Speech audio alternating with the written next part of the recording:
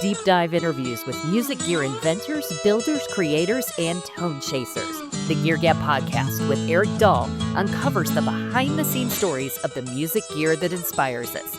And now, here's your host, Eric Dahl. I'm so thrilled to welcome to the show Grammy award-winning, I'm telling you what, finger picker awards, certified guitar player. I could go on and on. What about all the Australian awards? Oh, look at that. Fancy picks and your own thumb picks too. The one and only Tommy Emmanuel. Right. Tommy, thanks for coming on the show. Only Eric Dahl. There you We go. started doing these interviews together, like back with the Rock and Review. Gosh, how many years ago now? Well, it was back when I had hair and teeth. I think both of our hair was darker. We had darker hair. Yes. No, when I met you, you were still in high school, But it's always, I was telling you this, Tommy, before we started the interview, to where everybody at the TV studio always enjoys having you in. And it's just, you're always such a burst of energy. And then, seeing you on tour recently when you played the Ryman this year, it was incredible as always. And your sound and light people are so good. Oh, right. I was going to say, and also, and we're going to talk about it later in the show, we played at Teletown. Oh, yeah. Yeah, well, I'm a Tele guy. That's my guitar of choice, and a Fender Deluxe, a good one, It's so funny. I tell everybody that, Tommy, because you and I were talking guitars and gear years ago, and when you were asking me what all I had and all that you play, and you said, well, you need a Fender Deluxe too. If you don't have that, you need a Deluxe. And so I still have to get a Deluxe, Tommy, because I got the Princeton, and I've got my dad's Fender Bassman, a 59, but I do not have a Deluxe. I've got a Super. I've got a Fender Super. I used to play when I was in a band called the Bushwhackers. I was going to bring that up. We played kind of like Irish dance music and Irish flavored dance music as well, and then kind of bush ballads and rock songs and all that. And I found the perfect combination for me where I could get a big sound, but it wouldn't be too loud. What I did is I took a Yamaha 112 that had a parametric in it. Right. I overdrove the parametric a little bit, and then I fed it into my Fender Super Reverb 410s, right? And just made the sound a little cleaner and bigger, like that. And then when I wanted more dirt, I just hit my Distortion Plus or the what was the other one? Did you use the Tube Screamer? Tube Screamer. Yeah. It was Steve Lukather in 1980 who told me about the Tube Screamer. Yes, this is really good.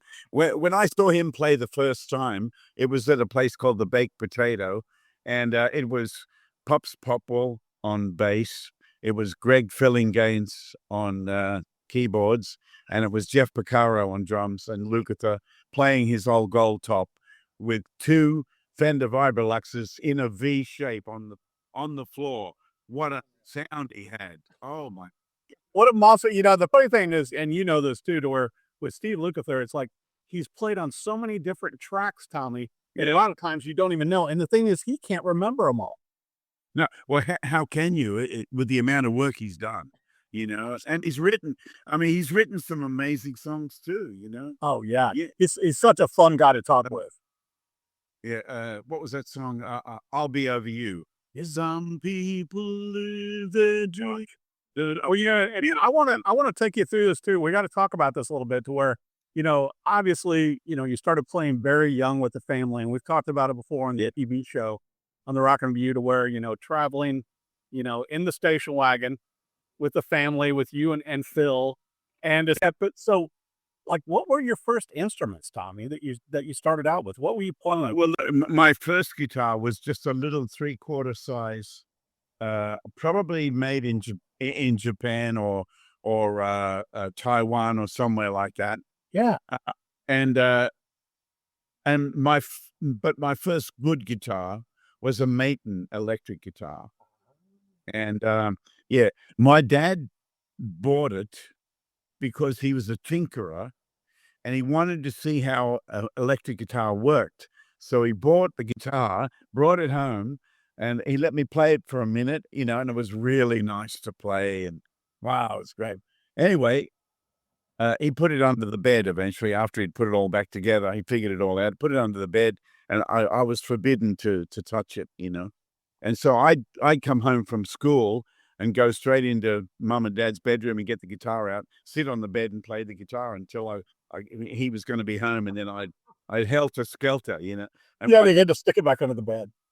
And then, of course, he came home early one day, and I'm sitting there playing, and he walked in, and I froze, and he said, "That sounds pretty good. Can you play that again?" Like that. And I played it, and he said, "Oh, you have it." And then he gave me my first guitar, which was the Maton. It was called an MS 500, Master Sound 500. And so he then had to go out and buy a second one for my brother Phil, because Phil wanted to be the lead player, and I wanted to be the rhythm guy. Yeah. And that's how we always were. That is so, and I think it's so interesting too. And I found footage and everything to where, besides the touring, you and Phil became so popular on Australian TV and just performing everywhere. We were lucky like that. You had this whole thing. I mean, it was like, to me, it was so interesting, Tommy, because it wasn't only incredible musicianship with you, which you and Phil both obviously had, but also it was just like comedy, and it was like, oh, absolutely. Absolutely. I mean, we had a bit of a laugh at a lot of the serious side in the music business, and and all that sort of stuff, and guys would come up and say, "How did you guys learn to play?" And I'd say, "Well, we're still learning," and he'd say, "Yeah, who's your teacher?" And we pointed at each other. Stuff like, oh my God, that's so much fun. Yeah. But a lot of people don't realize you're so well known, Tommy, for your fingerstyle guitar playing and percussive, and hitting your guitar, scratching the guitar, just amazing carrying of melody with chords. But also, I mean, you were kind of a rock and roll guy for a while there when you were young. Oh, I still feel like I'm a rock and roll guy, And some of the new stuff that I've written for my album, Living in the Light, that most of that is pretty much rock based, but it's without a band. It's the band in here, Right. Yeah. Well, and it's amazing too, seeing you in concert, and I have done that. I've been fortunate to see you many times, and just anytime we're hanging out and watching you play, it's like, it's just like part of you, Tommy. Just the way that, you fold into the guitar, and I want to talk about some of the other guitars too, but it's like, it's so interesting to where it's like, it's just like, it's almost automatic. You're always thinking of new melodies and new songs and new music that you're writing.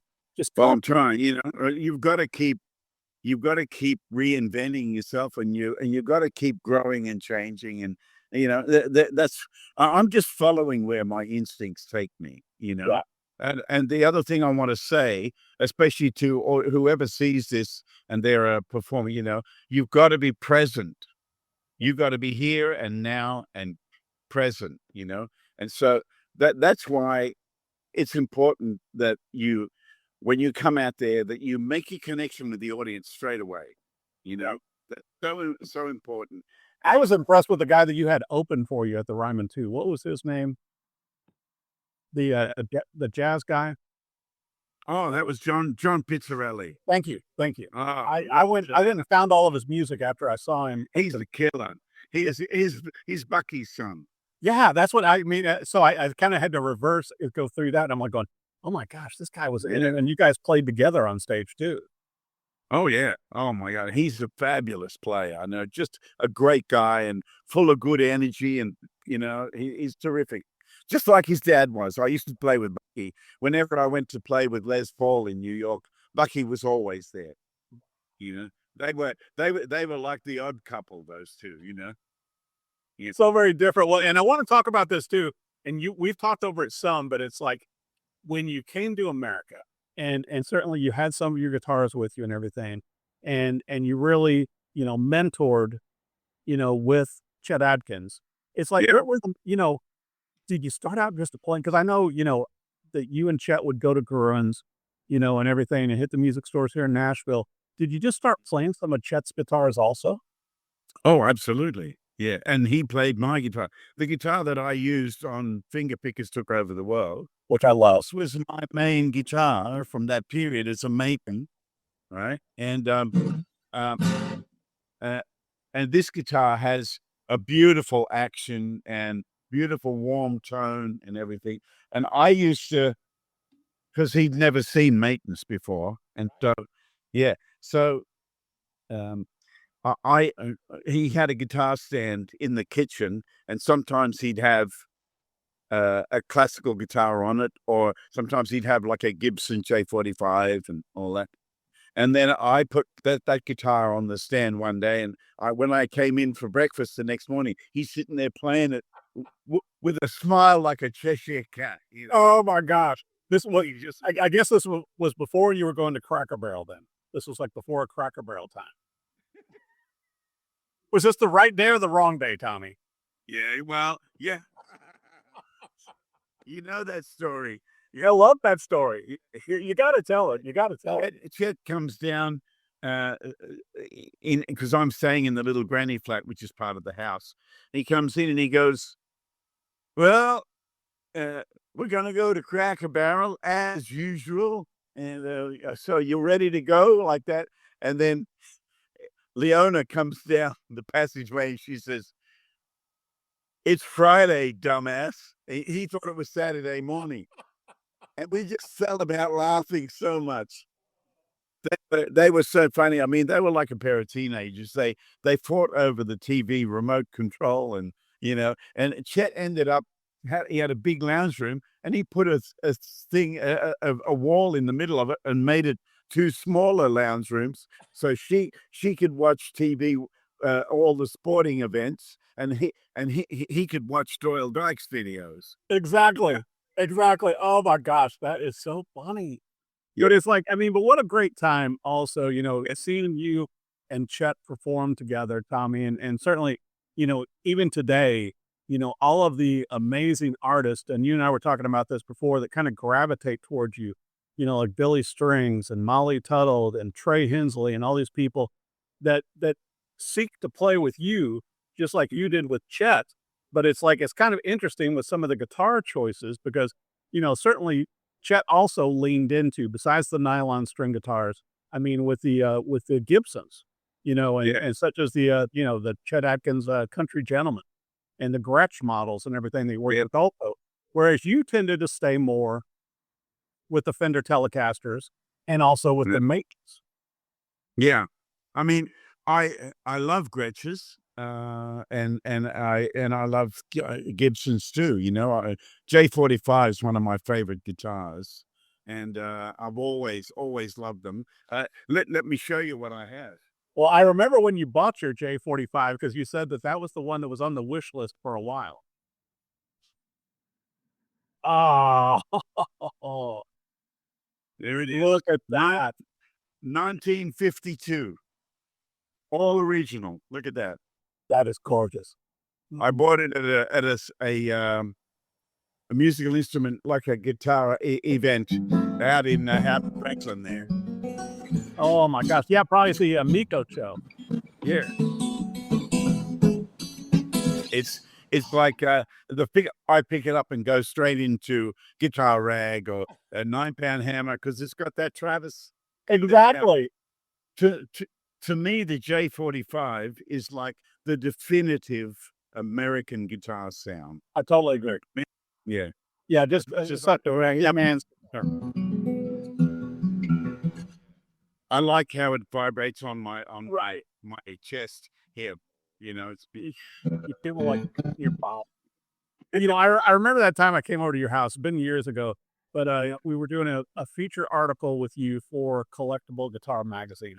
Oh yeah, and you were walking around the house barefoot, and you had guitars strewn all over the place.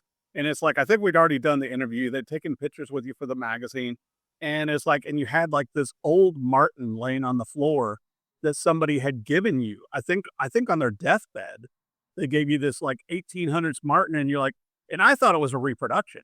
And you said, well, go ahead and open it up and play it. And it was on 65. Yes. Yeah. I mean, and that guitar was ridiculous. I gave that guitar. I gave it to a hospital in St. Louis. I gave them 5 guitars, and I hand wrote the story of each guitar for their display. And it was St. Jude's Hospital in. How incredible! Well, you do so much charity work, and which is, I think such a powerful thing. Even like with the coffee, with Guitarists for Vets and everything like that. Yeah. But you're always giving, and we've talked about that even with your signature models and with the Maton guitars, to where you've donated those and some of the ones in museums. In fact, what isn't one of them in a museum? Doesn't somebody have one of yours that you auctioned off that you wanted to get it back, Tommy? Yeah, well, I've had to let that go. I've had to be in a place of acceptance. I may not see it again, but that's that jumbo. That was the first jumbo Maton that I had. It was the best one I ever had.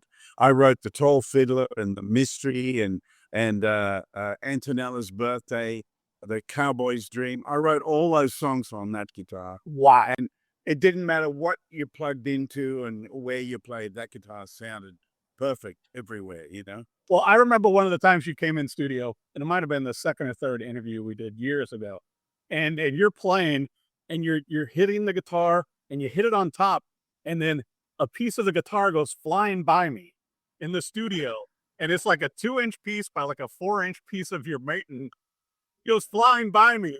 And I'm like going, wow. And then you took it and you glued it back in. You're like, oh, don't worry about it. I'll glue it back in. Yeah.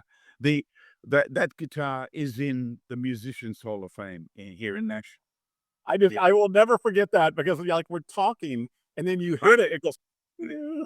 I remember the show and the night and the place where I did that. It's because the audience were firing me up. They were just so incredible. And I'm playing this drum solo, and I start this really like that, and the piece of wood goes like that, flies up in the air.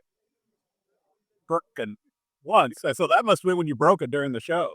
Yeah. Well, I fixed it and then I broke it again. So in the end, I put that piece of wood in a trash can and just left it with a hole in it.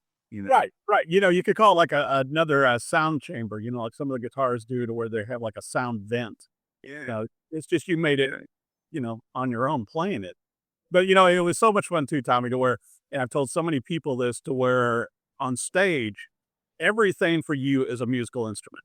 I mean, the microphone, when you're playing it, it's like, I thought your son also to be like on his toes, because you're in the mic, you're hitting the guitar, you're playing drums on the guitar, you're doing, it's like a one-man orchestra with you and a guitar and a microphone. So why do I do all that stuff? Because it's in you. It's like you're so passionate about it, and I think it's correction. But what's the main reason? Because no one else does. Right. That's it. Oh, he's the guy who does that, blah, blah, blah. Hits the microphone with a brush, bangs his head on the microphone, does all this other, No one else would be silly enough to attempt that. But it's amazing. It's amazing as an audience, and knowing you and the pure joy. And I want to talk about your camps and stuff too in a little bit, but the joy that you have while you're playing it. And correct me if I'm wrong, but I think Maton has a museum for you, and they're making 2 signature models for you now, right? Oh, they've got quite a lot of my signature models. But I mean, are there 2 in production right now? Oh yeah, there's so the last few different models. Let me show you a brand new Maton, please. I feel like this is show and tell. I kind of like this, Donnie. Oh my goodness. Look at that with your cutaway and your electronics. That's beautiful. Rosewood, yeah. And it really sounds great, If you want to hear it with a mic on it, you can play the video for the song Young Travelers. Okay. On that is gorgeous, Tommy. That's this guitar. Now, does it have your signature kangaroo on top? No, look, there's no. It's let me just read what it says in here. Please. It says TE anniversary. Wow. Yeah, and it's the new master built. That's their thing. And I tell you, these new ones and the new builders, that's their little logo on the back there. Ah, fancy. I've never even seen one of those. No, this is brand new. Yeah. How incredible. I've got a few other ones on order. I bet you do. Well, I think the last time we talked, Tommy, you said that Maton usually sends you at least 5 a year because you're a little bit hard on them. This guitar is a Takamine, and I got it in the early 80s. Right. Because it had this pickup in it. Yes. Yeah, and this is the guitar that forced the issue, and Maton came to see me play, and they were amazed by my sound because I had a big Bose system with big bass speakers, right? And I did my own mix from on stage with a EV entertainer desk and with the EQ and everything. But this guitar sounded better than anything out there. The only other guitars I played before this to plug in acoustic were Ovations, and they had like one sound, and not a lot of punch. This guitar was cooking, and you could just record it with a mic, and it sounded great. That's what is so funny, Tommy, because recently I had LR Baggs on the podcast too, and he was talking about how Ry Cooder was using the Takamine, and so then he made a deal with Takamine to give him 10 of the pickups a year, and then Lloyd reverse engineered them. Because at that time, Takamine was the only game in town. That's exactly right, and that's why. So I'm playing this guitar. The Maton people, by that time, they were almost out of business. There were 5 people left. Wow. I didn't know that. Yeah, it's true. They were ready to torch the factory and walk away, because they'd been killed by, Yamaha and all that, but then Takamine just killed everyone else, Right. And I'm on TV all the time. I've got this guitar in my videos and all that stuff. And so they come to my show and they say, why are you playing a Japanese guitar? Why aren't you playing an Australian? And I said, look, you make guitars that I love so much, but your pickups are useless. Right. And they said, well, we don't know anything about pickups. I said, exactly. We need to beat this. Right. Yeah. And that's how it all started. Was really this? I did not know that, Tommy. So it was kind of like dropping the gauntlet, because it's so interesting to me, and also and people, I'm sure a lot of the tone chasers watching and listening to the show, to where Maton is so well known for their pickup system now, and like you and I have talked about, where you can blend the sounds and with the way you play, to where it makes it percussive, the way it picks up in the body. I mean, sounding. You can run the mic flat out, Yeah. You can stand right near your amp and run the mic flat out. So the whole challenge was the Takamine, to where Maton couldn't stand seeing you on TV and out on tour. Well, they were just, they were reaching out for help. Yeah. And so away we went. And if you go to the factory in Melbourne, you'll see all the early guitars they made for me with the old pickup systems and all that. And all of a sudden, the 808 arrives with this new pickup and mic and all that. And the very first one that they gave me, actually they didn't give it to me. I took it, because once I played it, I said, "This is my guitar, and I'm leaving with it today." And they're like, "No, it's just it's a prototype." I said, "See you later." And I'll show you that guitar. I love that, Tommy. Are you ready? There it is. Oh my gosh. Yep. Wow. Yeah. That's that guitar. And I can tell you that was a fabulous, fabulous guitar, which it's in the Guitar Museum in Australia the Nashville, our country music capital in Australia, is called Tamworth, and it's a beautiful place. And that's also, isn't that where you were originally from? Close to there. Okay, close to there. Originally from a town called Gunnedah, which is about 40 miles from there. But anyway, my old telly that we were talking about before, 66 custom, on my display, there's a photo of me about as big as the side of this house. Oh, wow. And then there's these display behind glass of my old 66 telly and that first Maton guitar. That's where they are. Wow. I did not know they were there because I remember that telly. And it's like, oh my gosh. And that thing, it was. Look at this, something from my past. I had an extra sensor put inside it. Right. So I had 2 systems going. I didn't realize that until I'm standing here holding it. I went, what's that? That is funny. So you were already making it towards what you wanted with your sound, because for you playing live, there's no way that you can play Mike, Tommy. There's no way you can do what you do, Mike. Well, the mic is inside. Yeah. Oh, yeah. Absolutely. To get boom, and the bigness of a band out of one instrument. Mm-hmm. Yeah. Every frequency my ears like, that's what I want to hear. And I can't believe you did that for that talk, and then work with, because Maton, the guitarist. So what I love about the Maton guitars too, besides them, obviously having you endorsing them, is that they do predominantly use woods that are indigenous to Australia. Exactly. Yep. And yeah, they use Tasmanian blackwood. They use Queensland maple, and Australian. They use Indian rosewood a lot, and they've got like what's the name of it? Bunya. Oh yeah, Bunya wood is a wood that grows near swamps and stuff like that, and it's very light. And when you play a Bunya guitar, it's like the whole thing vibrates just a little bit more than cedar or spruce top. Amazing. Yeah, it's very interesting. Spinach too, and I mean, so.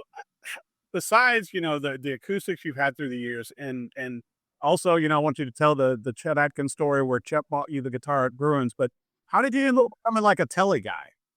What drew you towards the Telecaster? Well, Phil and I, my brother Phil, he went from a Maton with 4 pickups, solid body rock and roll guitar. He went from that to a Fender Jaguar, and so I got a Fender Jazzmaster, but it didn't suit me, but it looked like the guys on all the magazines that I'd seen.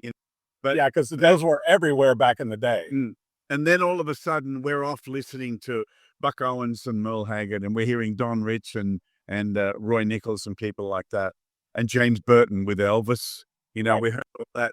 And it was like, we were working in a band. I was 16, Phil was 18, nearly 19, and we were sharing a caravan at a caravan park, like a trailer park, and we were working 7 shows a week. So we would play twice on Saturdays in the afternoon. People would come and have lunch and then dance and have a great time. Then there'd be a break, and we go back home, have dinner there, and come back and start again at 8 o'clock and play till midnight. And then Sunday was our only day off, and we were making more money than we'd ever made in our lives. And doing what you love. Yeah, and Phil says, let's go into a place called the Fender Sound House, right? It was a Fender owned shop, and that's all you could buy were Fender products in there. Rogers drums, a keyboard, Fender Rhodes pianos, and all that stuff. Anyway, so we go into the shop, and we're just like salivating because there are walls of Strats, walls of Tellys, right? Oh my gosh. Yeah, and this is 1971. Yeah, and so we go in there, and I immediately go up to the Sunburst Tellies, right? And I pick one up and have a look at it, and it's gorgeous. It's absolutely gorgeous. And Phil picks up a creamy white colored one like that with a maple neck. I'm a rosewood fingerboard guy. Right. I feel like maple fingerboards. So we got these guitars, and the guy comes up and he says, "You want to plug into that Fender Twin?" Yep. So we get plugging away, and we go straight into Buckaroo and so all that stuff in the shop. We draw a bit of a crowd, and Phil says, "We love these guitars. We'd like to buy them." Yeah. So yeah, I traded my Gretsch. I had a Gretsch Tennessean. Yeah. For a while. I got that when I was 12, and that's what I played a lot. Yeah. But I had to have a Gretsch because my hero played one. Yeah, totally. Yeah. And so I traded my Gretsch. I think the guy gave me about $300 for it, and the telly was about $500. So I paid the rest, and I walked out with my first Telecaster and never looked back since. Oh my God. And I just bought this one at George Gruen's a few years ago. Yep. And it's just like getting into the most familiar, comfortable chair in your whole life. You get up to play, and it's like it does everything I love, Totally. And it suits you. And just the playability. I was going to bring up also, a month or so ago when Fender put on the Teletown event. Yeah, exactly. Well, I was so thrilled that they asked me. It was so much fun because it's like when I'm sitting there, taking it all in, and it's like, and Trey's up there and you're up there, and just all the different Larkin Poe, Kingfish, yeah, the Osborne brothers, and it's like going, everybody's just playing tellies. That's right. Yeah. And sitting at the side is James Burton. Oh my gosh, I know. Which, we all know James from, with Elvis and with Ricky Nelson and all that stuff. And with John Denver as well. Right. That's where I met him, because in 1988, I was the opening act for John Denver. Oh my God. Yeah. And he had James Burton and Jerry Sheff with him, the bass player from Elvis's band. I love talking guitars with James too, because the first time I met James, it was probably at a NAMM show back when they had him here in Nashville, Tommy. And Brad Paisley's talking about a new telly or something he was doing then. And James is just walking through the crowd there, and I go, "Hey, James." He goes, "Hey, what you doing?" I said, and he starts talking about the Rosewood telly, because he said, "I had that Rosewood telly when I was with Elvis, but I gave it away because it was too heavy." It's too heavy. I did exactly the same thing. I bought a Rosewood telly when I saw it, right? And I played it a few times, and I kept it as a second guitar in case I broke a string. And then I eventually I gave it to one of my students. Right. Which, so neat, talking with James, because it's like, once again, just we all, just like with Chet Atkins and with James Burton, it's like going, you watch them and listen to them, and it's like going, oh my gosh, I've got to learn what they're doing. Yeah. And that's, like you had said too, Tommy, earlier on, we're all students. I mean, the only difference is now you're running camps also, but we're all students of the guitar, and you can never learn it all. Oh no. But we each have our own thing. It's like James will be the first to tell you, I'm not a front man, I'm the side man. Right. That's what I do, but see, that's where him and I differ.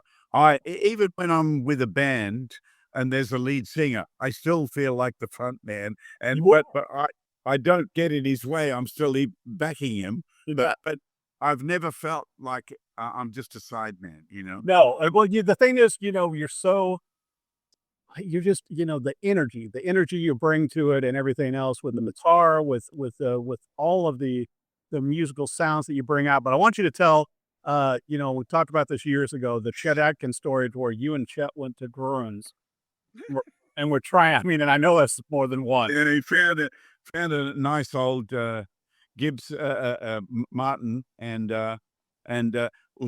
Chet said, "Oh, we'll go and get it," And so we walk in, and Chet doesn't even say hello. He just goes straight up to George, and he said, "I'm not going to pay the price that's on the ticket." That was his opening line. And George is such a gentleman and a sweet guy, and he said, "Oh, sure, Chet, we can talk about it, And he said it's for Tommy and blah blah blah. And so he went and got it, and I played it, and Chet said, "Okay, wrap it up, let's go," And he wouldn't let me pay for it. He paid for it. Yeah, And which model Martin was that? it's this one. I'll show you. Okay. Because wasn't there another one also like a Yeti or something? Now, Oh, that slot head. but That slot head Martin. Oh my God. Randy, Oh, look at that. Oh my gosh, you got Jerry Reed's signature down at the bottom of it. yep, Chet and Jerry signed it that Oh, day. come on. Yeah. There it That is. is gorgeous.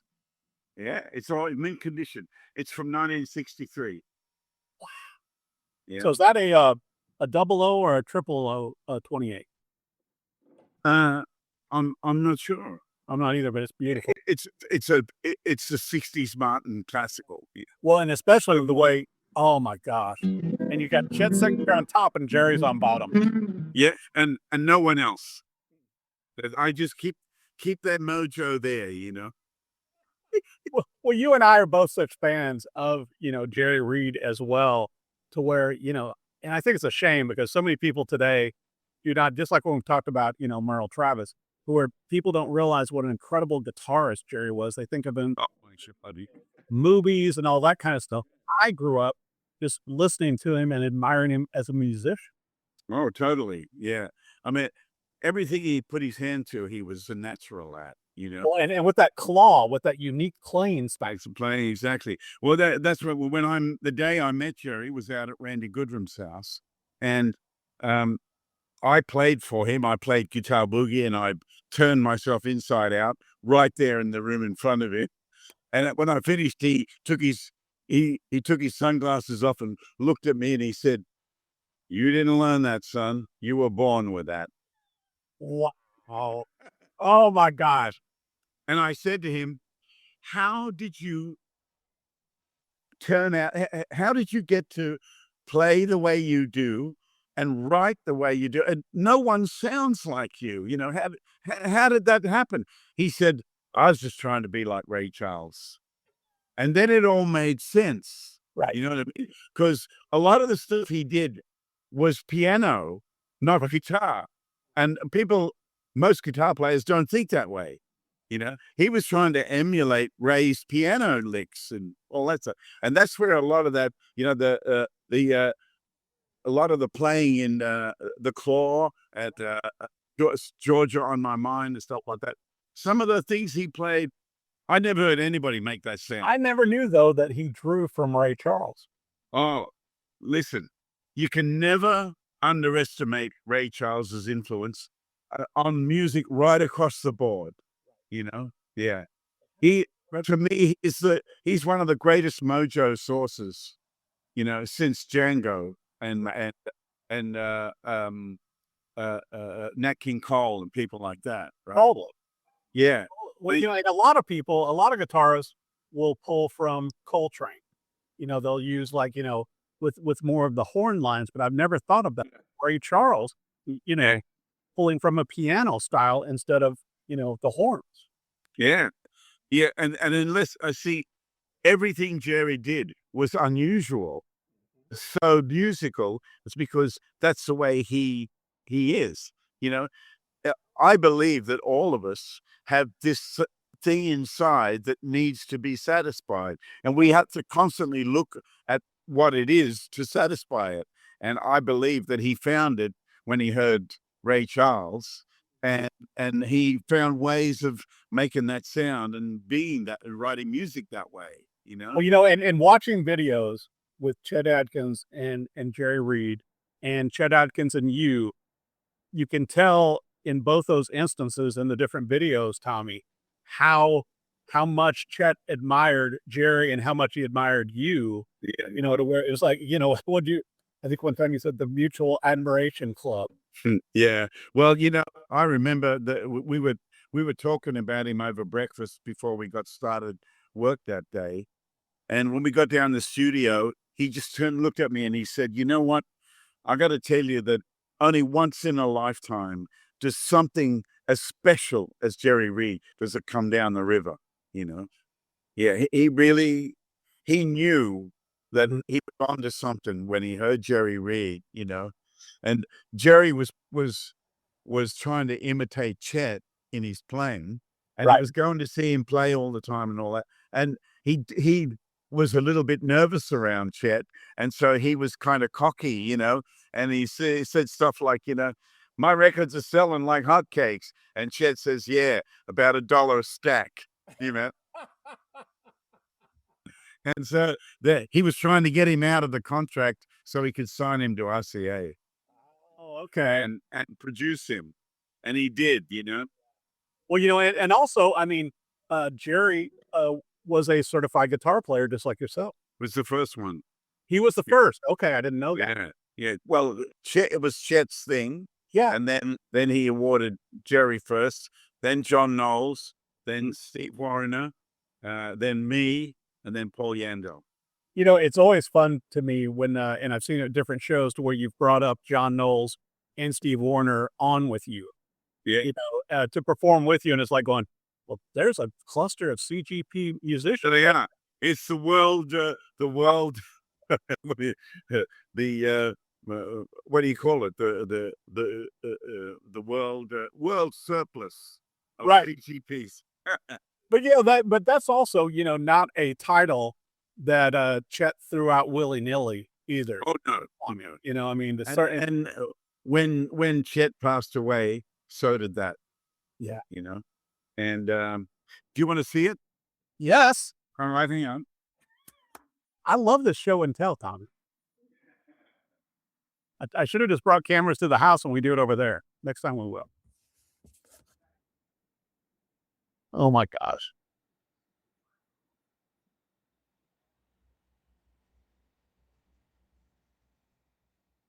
Tommy is going to get another guitar. And when Chet gave me this award, Yes. after he made a bit of a speech and he gave me the award and everything, and he sort of leaned forward towards me, and I thought he was going to say something profound, you know. Right. And I listened in, and he said, "Don't let your kids play with it; they'll drop it on their toes." So Oh my gosh, I've never seen that. there it is. Oh my goodness, Tommy. That's amazing. July 10th, 1999. Yeah. And that's a piece of marble. Yeah, it's heavy. Yeah. Oh my gosh. Yeah. I've got another room in there with some wardrobes, and they're full of all the rest of my stuff. This one I really like. Oh my goodness. It says Lifetime Achievement Award for contribution to the history of the guitar. Wow. That is incredible. Yeah. Well, and you've gotten other major Australian awards also. I mean, Oh yeah. yeah, you're like, I've got quite a few what we call arias, which are the Grammy of Australia. yeah. I won 2 in a row for Adult Contemporary Album of the Year, and I was also in the top 4 male artists of the year. Yeah. And you're like the rock star at the Chet Atkins association each year. It's like, hey, Tommy's coming. It's like going, it's always a big deal for everybody to see you in person at those yearly events, which I know it's like there's so many people that still, like you and I both, are huge fans of Chet and his music and the accomplishments. We never stop learning from his legacy. We never stop learning from his music, and it's just a beautiful thing. Well, and what was the other guitar? I know it was a unique guitar that Chet gave to you also, one of those gifts. It was a Maton 017. Okay. It was a Maton 017, and I used it for Django style music. Right? Yeah. I gave that to a dear friend of mine in Italy, and so that's what he's playing now. How incredible. But it has to make you feel good. I mean, we were talking about the camps too, Tommy, and you've done the camps, predominantly in the US, sometimes in Australia, but I think we were saying like the next one, it's going big. next year. It's going big. Yeah, it's in Vienna. Wow. And so it's going to be next May. And so I got a great lineup of people. And Martin Taylor and Ulf, who used to be with Oscar Peterson, Yosho Stefan, Clive Carroll. Yeah, just a really diverse set of teachers. It's going to be fabulous. Everybody that has attended your camps that I've talked to just raves about it and talks about how much of a better player it has made them afterwards. I don't know, what all you go into, with the music and with the guitars and everything else, Tommy, but everybody comes away energized from your camps that you put on. Well, thank you. Oh, that's the whole idea of doing it. And the message I always say is, I don't care if you suck or if you're brilliant or somewhere in between. If I see you love it, I'll do anything to help you. Right. Well, that it was so. I always tell this story where when we were hanging out again, and I was playing your guitar, and you're like going, "You should play more. You should play more often." It's like going, and it's like, but the problem is, I interview people like you, and it's like, but I do, like yourself. I feel better when I play. Like if I some every day, it just always makes me a better person, Tom. Exactly. Oh yeah, music is it's the language of the spirit. Mm-hmm. Well, I want to bring up also, I know that you're kind of using different amplifiers now, but you're using is it like an AER preamp? You mean this thing? Yes, I do. There it is. There it is. Yeah. I've used the same one for years. Okay. It's never let me down. AER products are brilliant. Right. So I just use channel 1 and I set my settings right in the middle like that. There it is. That's my setting. AER Pocket Tools. Pocket Tools, yep. Yeah. It's called a dual mix. But the amp that I use is this one. Yeah. 75 watts, absolute clarity and punch and everything, and detail, like beautiful. Well, you really have to have that, Tommy, for the way that you're running melodies with chords and playing the bass lines and playing percussion. You've got to have an amp, just like the guitar, that is able to bring it all out. Yeah. I noticed that today. I was filming a thing with another player, and he had a Maton that was it wasn't a 00028, but it was close to that size. Might have been a 00, and it had a great sound. And when I played it, I noticed that there wasn't enough separation in the sound for me. It all started to blister together. It was beautiful tone, but to play my style, it was too complex, right? So I played it, and then I put it down. And then I picked up my Maton guitar, and I played the same thing. And it was like, the guy was like, "Holy hell, the separation!" And I said, "Yeah, that's he got it." Also, I'm sure that like Maton, how many years have you been with them now, Tommy? Since 1961. Wow. And so they probably like test stuff out with you, don't they? When they're going to roll out a new model or something, do they like run it by you and give it the Tommy test? Well, it depends what their idea is. They made me a brand new. There's a new model called a TE Jumbo, and it's rosewood, and it's a jumbo size. Yeah. Right? And this guitar, it sings like a bird. It has a low mid range that has a big roundness of like a really old guitar, but it's brand new. Yeah. Wow. I was thinking about this the other day, Tommy, and because I was restringing one, so I think I thought about it. So I've seen you play Telecasters, just like on Teletown and multiple times with Fender Telecasters and with your Matons and with nylon strings. I've never seen you play a 12-string. Right. Well, people say I played 12-string guitar on lots of records in Australia, and I used to just rent a Maton 12-string from a music shop. Yeah, because there was one in town that I really liked, right? Yeah. Because I'm not, but Taylor make a great 12-string. Oh, yeah.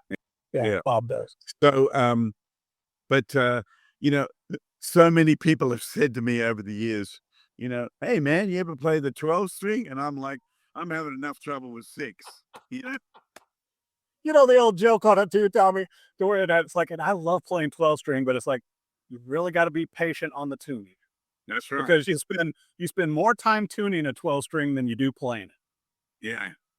And I just restrung one of mine, and it's like going, oh my gosh, restring that 12 string. Yeah. I mean, the Eagles, part of the Eagles sound is that 12 string Takamine that he used to play, Well, yeah. Now I got to ask you this, Tommy, and I don't mean to put you on the spot, but what is your wish list guitar right now? Because I know you and I'll tell you mine, but you tell me yours first. What's your wish list guitar that you're looking for right now? Whatever the new thing that Maton are going to build. I gave them some ideas, right? I gave them some ideas to build a thin line with a maple back and side and all that, and to produce a slightly louder microphone, stuff like that. Because I've got plenty of other guitars. If I want to just have a guitar to put a mic on in the studio, I got plenty of different guitars. But the guitar has to serve me in every way and satisfy me live. Plug it in, get into a PA. That's my world. Exactly. Right. Now, how many guitars? I think before, when you would go out on tour, you take 2 guitars, right? 3. 3 now. Okay. Yeah. Well, when I do a tour with a bus, I usually have 4. And the 4th one is this. I'm drinking from my Tommy Emmanuel coffee cup also. Hopefully this make me a better player there.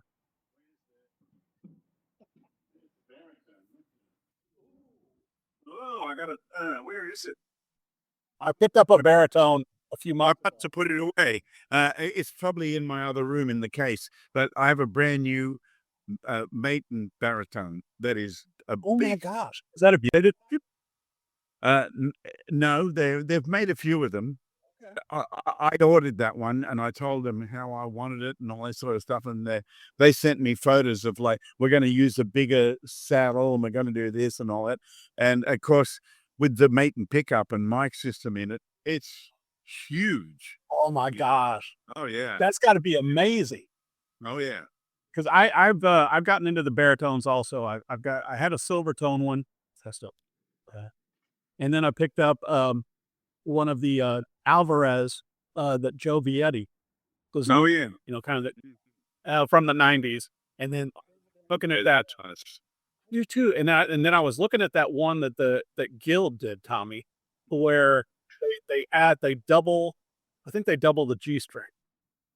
So it's like a baritone. It's a double the G. I think Taylor did one like that for a while, but I like the. You know what it reminds me of, Tommy, with the baritone? Some of those songs that Glenn Campbell did. Oh yeah, yeah.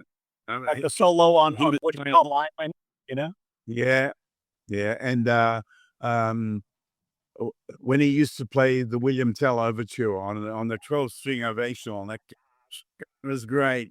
What a player that guy was. He was just a monster. What a singer and a player. Holy moly, Well, I'll just tell you that the acoustic guitar that Chet Atkins used on the Atkins Travis traveling show, I've always thought that it was a Martin D41, right?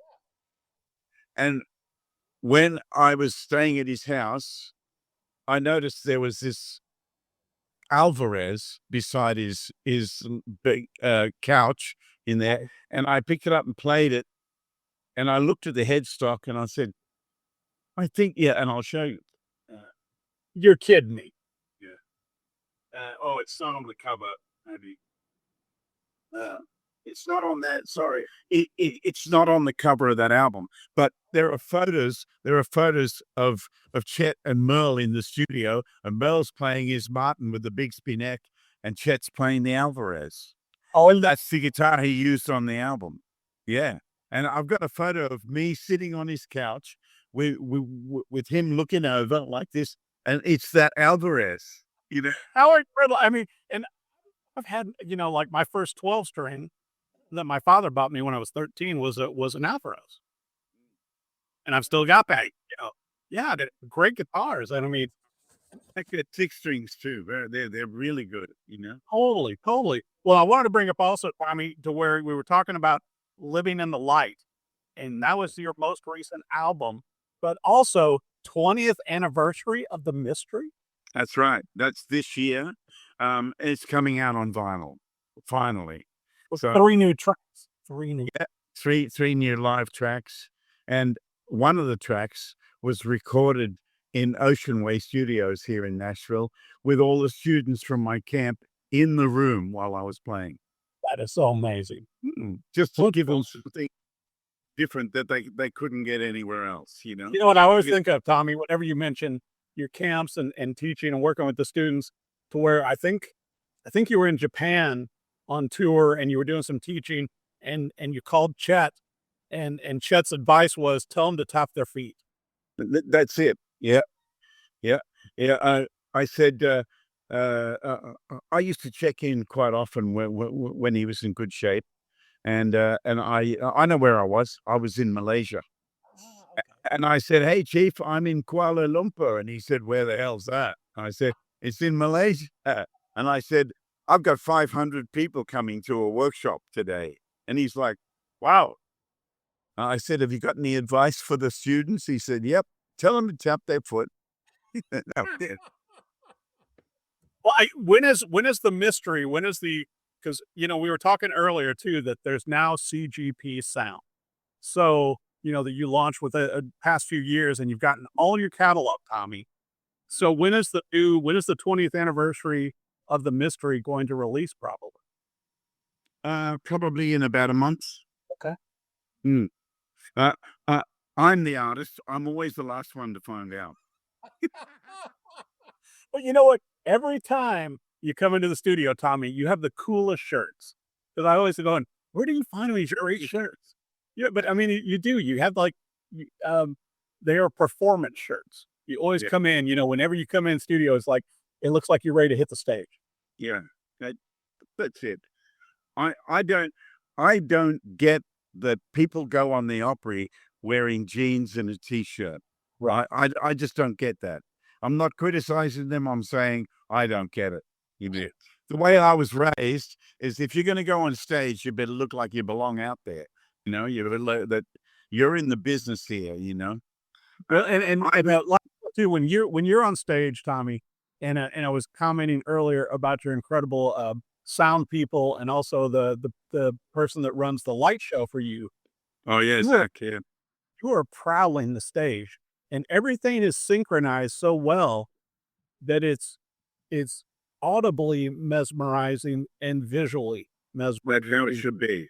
Yeah. It's like, it feels like when you start, it's like, what do you mean it's over? You don't want it to be over. Yeah. Well, that's a good sign.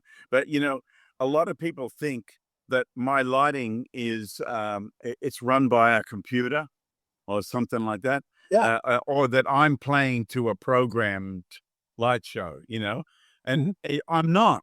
I mean, every night Zach says, "What are we doing?" And I'm like, "We're going to start with this. We're going to go into that and that." And he said, "Right, you'll be doing something else." And he'll walk off. He just follows me and anticipates what I'm going to do. He's heard me play this stuff and all that, and he knows how to make it look like everything is synchronized. And he's shooting it all can fly. Because I was going to say, because it's never the same show twice. Like, even the way you approach the songs and the set list and everything else, Tommy, it's so unique. And it's like, I can't believe you only take that many guitars out and it's always your Matons. Yeah. That's a tough. I mean, in the old days, I only had one on the road, and if something happened, I'd have to play it on a mic, Or borrow Phil's, right? It's like on you. Yeah.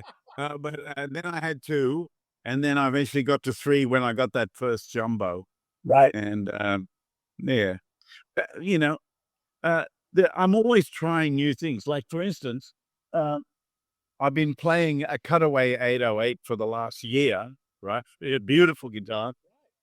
Now I I used to use this guitar, which is another jumbo, right? Beautiful. C.G.P model, right?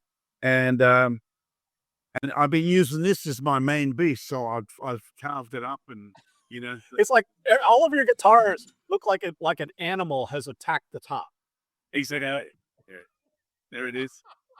That is gorgeous. Oh my God. Well, and I was on your website recently too, Tommy, and I got to bring this up to where it's like, I love it that you have like all the albums and the t-shirts and all that, but also you offer the Tommy Emmanuel thumb picks.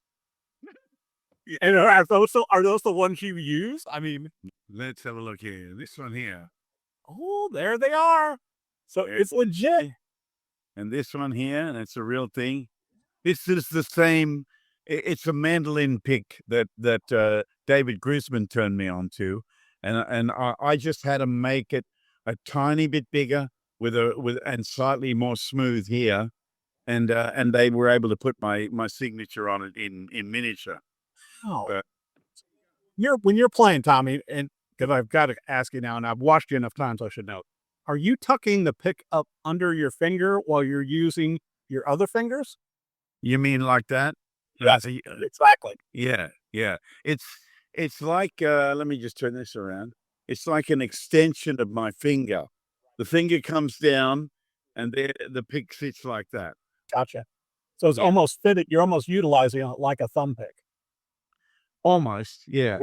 When I play stuff like Drive Time or Mombasa, any of those things, there's a lot of hybrid picking Right. in there. So I know to be able to do both like that, Right. and this, and and one of the things I love hearing you on, Tommy, personally, is I love hearing you play classical. I love it when you are attacking a nylon string. all right. Oh, let me show you my nylon string here. Oh my goodness. This is show and tell. Kirk Sand made this for me. And if you see the video of me and Raoul Malo, rest his beautiful soul, I used this guitar just with a mic on it, and we did far away places with strange sounding names. A beautiful song, Sam Cooke's song. I love it. I love it. Man, Raoul just nailed it. First take, like so perfect. It's hard to sing as good as that. Yeah. Oh, so good. And I just love you on a nylon guitar. Also, though, you and Mike Dawes have been doing some fun videos lately. You and Mike have fun when you get together, right? Yeah, we definitely have a great time together. And, he's like another brother to me, he's a younger brother. Yeah. It's like all those people like that with you. I really admire what he gives so much to the audience. He doesn't hold back anything, and he's got such a good dynamic and a great way with the audience. And that's why I kept saying to my manager, let's get Mike Dawes, right? Because the other thing is, of course, he's so different to me, and that's a good thing, Totally. But also, I think some of the musicians you picked over the years to go out on tour with you, just like J.D. Simo and so many others. Yeah. You guys, Willie and Jack Schneider, Trey, Trey's, Smith. yeah, Richard Smith, Pat Ferguson and his wife Annie, and people like that. But it seems like you guys complement each other also, Tommy. Oh yeah, and they're great. They're just great people to be around. So that's the thing. A magnet for fun people. It's like everybody that's always like hanging out with you. It's like when we got to go backstage, last time at the Ryman, and like everybody's like this and talk with you, and it's just fun. Well, I got to bring up also to where I have the C.G.P. Fuel acoustic coffee. Well, now you know why I'm always high as a kite. So, well, I'm even using my Tommy Emmanuel coffee cup. During. Yeah. You're in the guitar room talking with you. And I want to make sure for our people joining the podcast that if you use the Gear Gab code, you will get 20% off of the acoustic coffee and get you some C.G.P. coffee. So you got to get some proper fuel on board, You have to have fuel, especially to play as fast as incredible. One last guitar story I want you to tell, and you told this to me years ago. The Larrivee. How you and Eddie? So I'm playing with Chet and his wonderful band at Cafe Milano when it was open here in Nashville back in the 90s. And so Chet brings me out to play, and the place is totally packed. And down the front, there's a lot of long-haired hippie-looking people, and they were so into the whole thing. And anyway, I played a couple of songs, and then Chet came back out. We played a couple of duets and all that, and then we went into his kind of final part where he played all the Main Street Breakdown, Galloping Guitar, and all that stuff. And and then we went back, and as we walked off, to the thunderous applause, Chet turned to me and said, "Fooled him again," and then. And then there's a whole bunch of people come backstage to meet him, and in walks this real hippie-looking guy, and it was Jean Larrivee, and he said how much he loved my playing and everything, and all, and can I have a look at that guitar? I showed him my Maton and all that, and he said, "Where are you staying?" I said, "I'm at Chet's house."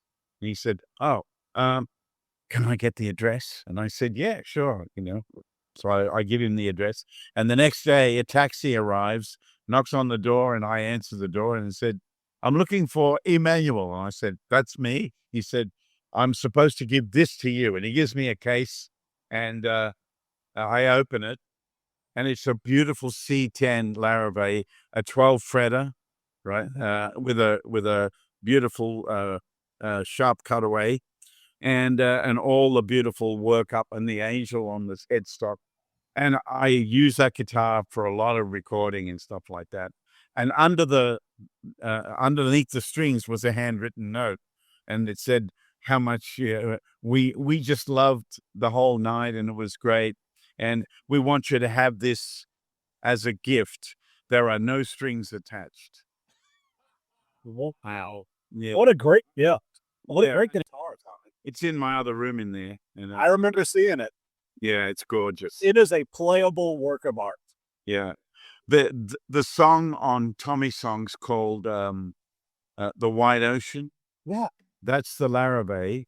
And I remember when it came out and it was on YouTube, all the comments were, "That's one of the best tones I've ever heard." Yeah. People in Sweden and Germany and all that, fans of mine are like, "My God, how's he getting that sound?" All it was one microphone and one guitar. That's it. Yeah. And a lot of Tommy. And I got to bring this up too. And it's so amazing, Tommy, to where with your career, what you've done, starting out in Australia and how you've, won over all of these areas with your music, with your guitar playing, with your camps. And it seems like, before, you were big, internationally, but not as big in the US. And now, particularly after your Grammy Award, it seems like you've kind of, your whole career, everything that you've done, Tommy, is just, it seems like it's gotten bigger and bigger for all the right reasons. Well, thank you. Well, I can put it down to hard work and the right team of people with me. And, I don't feel the pressure to try and create something that's not me, and so, like when I think about the album that I put out this year, Living in the Light, I'm writing very differently. I'm writing different, it's a whole different ball game, and I'm kind of thinking, I wonder what's going to come next. I don't know, Well, though, at a point in your life and career to where a lot of artists would rest on their laurels and go, yeah, doing all the hits and only doing that. But what has always impressed me about you, Tommy, is that you continue to challenge yourself and innovate and come out with new music, new songs to where it's like, okay, well, that's Tommy now. Yeah. And when I turned 70 last year, so many people said to me after the show, "Are you going to retire? When are you going to retire?" And I'm like, "From what?" Right. You're doing what you love. You get paid Absolutely. to go around and play guitar, entertain people, and have camps to teach people to play guitar. Everything I do and have always done is for the benefit of everyone else. And that's why it works. And I don't need any stinking glory. You know what I mean? But it brings you happiness also to do It that. brings me happiness. And if I do a good job, that's what makes me happy. You know, if everyone leaves there with a smile on their face, okay, I'm done. I got to do it again tomorrow. You know, And I think it's always, especially on this last album, where you dedicate songs, to your daughters and things like that, to where those, to me, Tommy, always seem like the most special, the most heartfelt. yeah. Well, my family over the years, ever since I was a songwriter, I always found things to write about because of them, Like when my brother Phil passed away, I wrote Sail On the same day, and I couldn't have written that if he hadn't said goodbye, And so on his gravestone, I wrote down the bottom, "Sail on, beautiful soul," and the rest of his You and Phil were so great. I once again, I went down the rabbit hole a couple months ago, Tommy, and watching you and Phil as like young men and just kind of just jabbing each other to make each other play better and harder. And you could try. It was brotherly love. I'm going to show you something. I'm going to unplug my computer. You're going to come with me over here. Come on. I'm going to show you a couple of classic photos. Oh, my goodness. In 1963, in a hotel in Queensland. Here are the Emmanuel boys. You ready? Oh, my goodness. Oh, that's amazing, Tommy. That's our maintenance. And we've got Coca-Cola bottles because our shows were sponsored by Coca-Cola. Product placement. In a pub. In a pub with Coca-Cola bottles. Yeah. I love that photo. Yeah. Well, I'll tell you, Tommy, I want to make sure for everybody joining the Gear Gab podcast so that they can find out about the new music. They can get their own thumb picks. They can get the Tommy Emmanuel t-shirt. I know there's going to be also vinyl on the mystery. That's it. With the website and social media, where do they need to go? What a joy to talk with you tonight. Thanks, brother. Oh, Tommy, it's so good. Appreciate it. And I know Tommy Emmanuel is the website and Tommy Emmanuel on all social media. And it's always just a great time hanging out with you, Tommy. I prefer in person, but having you on the podcast is a treat, and we'll have to do it again. Well, yeah, but for my 80th birthday, maybe the 75th. We can do it in between years. We can do it in between. Yeah, we can be a stepping stone to the next level. Tommy Emmanuel, thank you so much. Thanks, Eric. Lots of love out there, folks. Thanks for joining the Gear Gab Podcast with Eric Dahl. Subscribe to our weekly conversations on your favorite platform. And if you like what you hear, don't forget to leave us a review. Follow us on social media at Gear Gab Podcast. You'll never know who our next guest will be.